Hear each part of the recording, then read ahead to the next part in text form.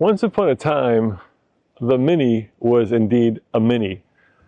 In fact, it wasn't that long ago that this 2015 Mini Countryman S all 4 was just a little mini SUV slash crossover. But now, after having driven the latest version of this, I long for the good old days when Minis were still Mini. Now I'm here in Florida, and unfortunately a couple months ago my mom passed away, and she left me with this, her 2015 Mini Countryman S all 4.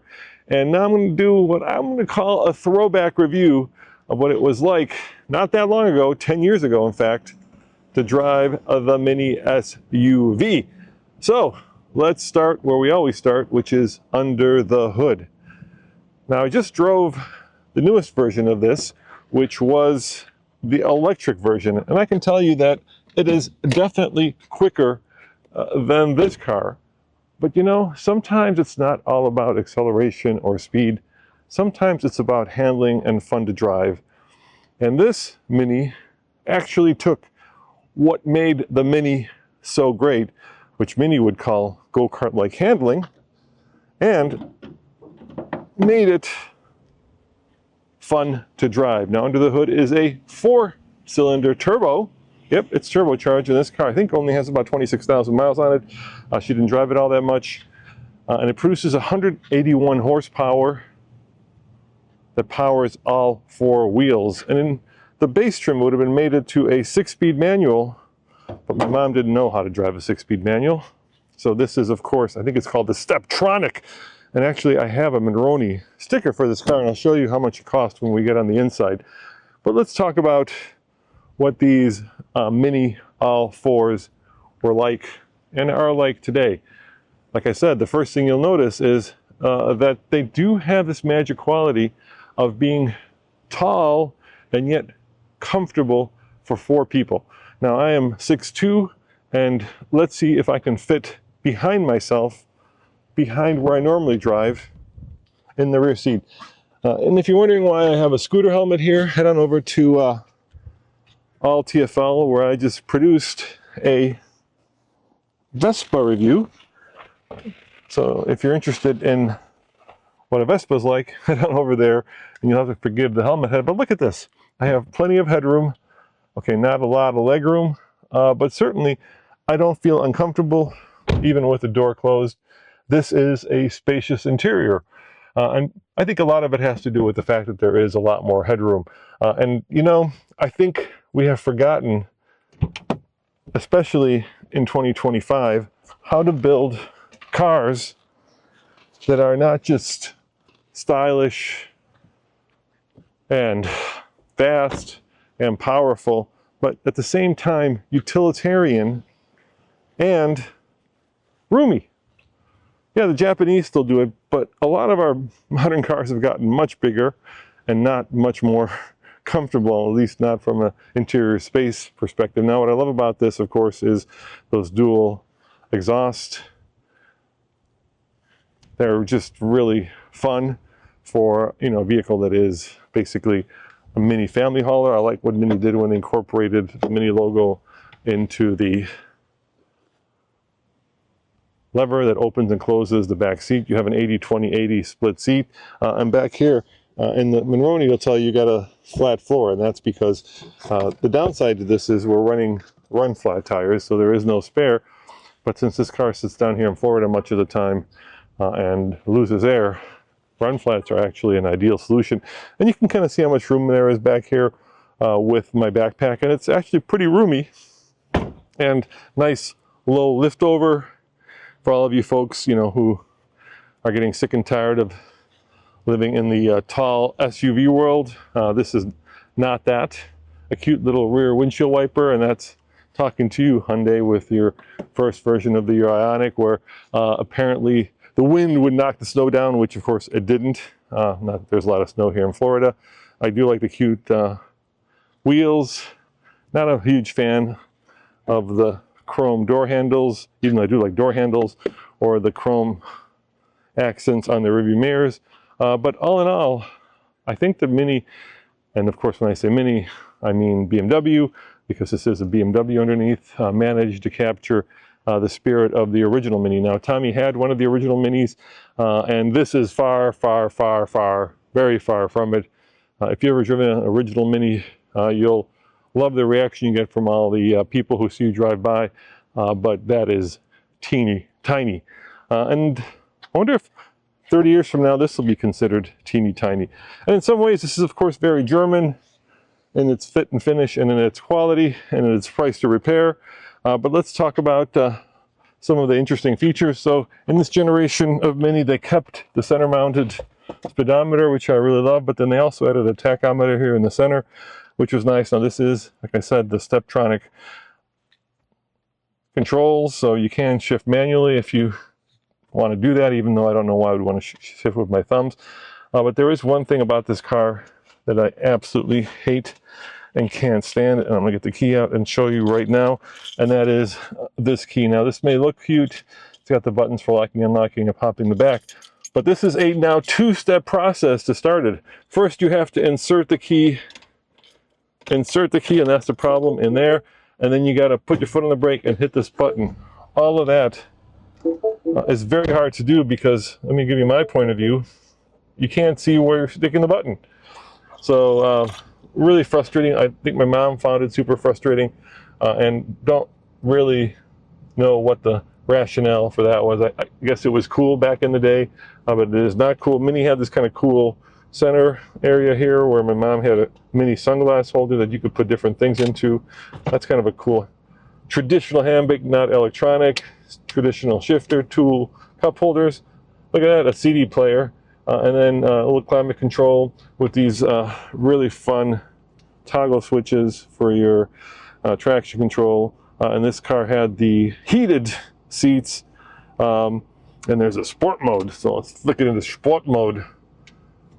Sport mode, there we go, sport mode is on. All these controls are a little finicky, especially the radio controls. I know people hate screens, but there were a lot of bad ways to control a radio, and this is one of them. I mean, the design is cool, these rotary air vents, which no longer are in the screen or were never in the screen, which is really, really nice. And of course, more toggle switches up here for the little lights. There we go. This one's that one. That's the main one. And look at this. How cool is that?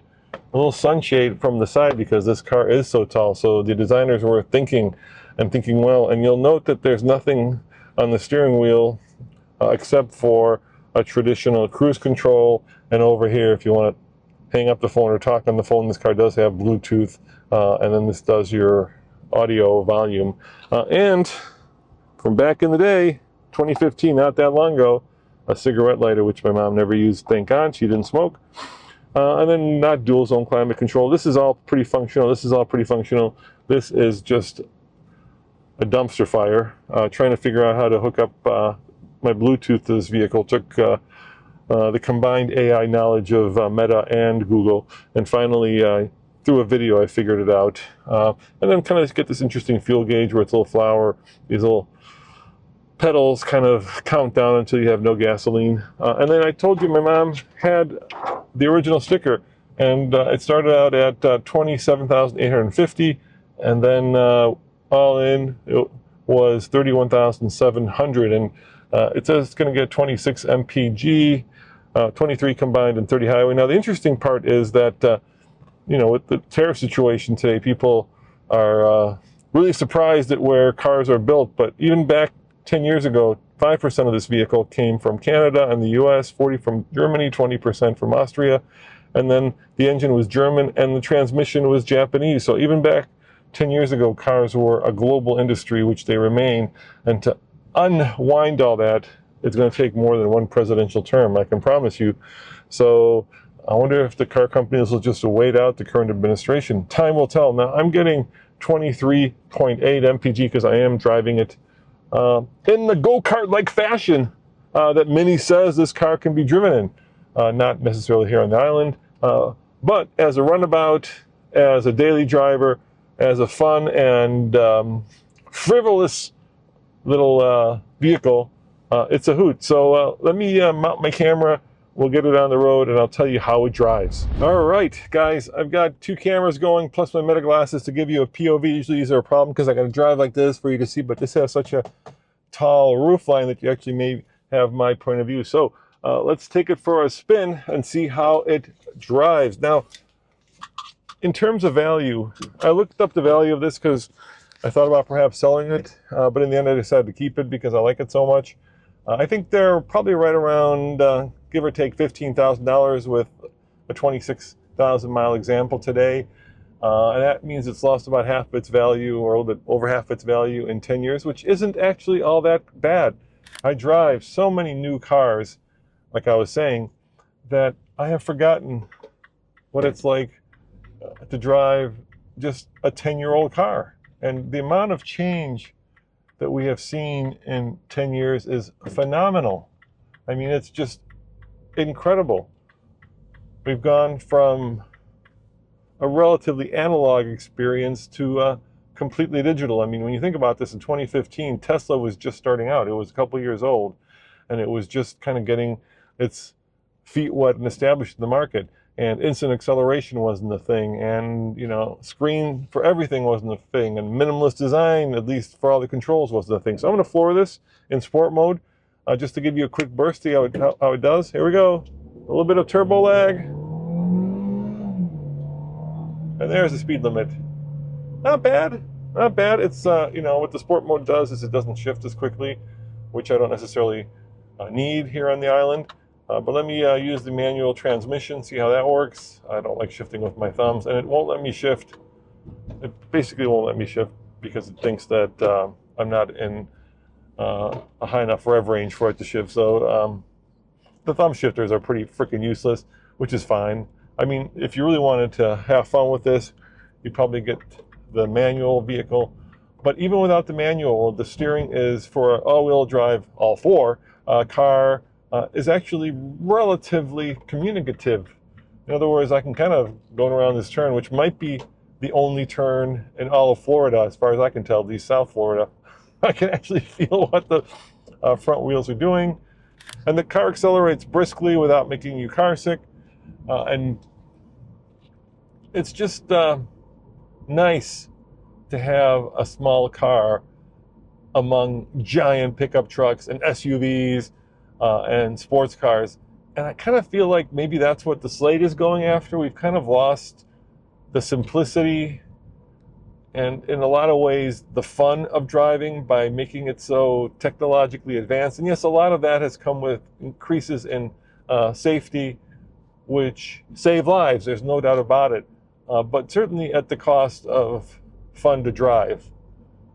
And I have driven the latest and greatest new Minis, and I think, like every modern car, they have succumbed to this technological creep. And if there's one brand that shouldn't succumb to like this technological creep, it would be Mini. On the newest one, there's this feature in the screen where you could, I forget even what it is, it's some record thing you can do. And I'm like, what has this to do with, when I say record, I mean like a traditional LP, not like a lap record or anything. I'm like, what has this to do with driving? And what I've realized, having driven this the last few days on the island, is that, as always, less is more. And maybe if you are out there and you can't stand, which I'm with you, just how expensive new cars have gotten and how overly complicated they've gotten, and what a pain in the tuchus new cars are instead of a joy to drive, take a look at a well-preserved 10-year-old car.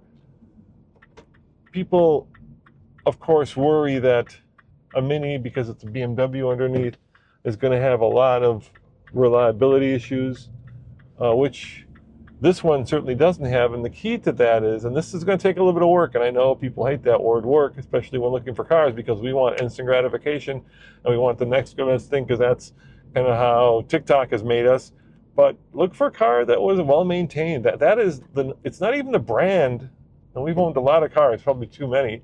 It's the owner and how well the owner has maintained it. Have they done all their maintenance. And I made sure that my mom did all of her maintenance. I made sure that she went to Charlie in Boulder, and when she was down here, had it serviced, had the oil change.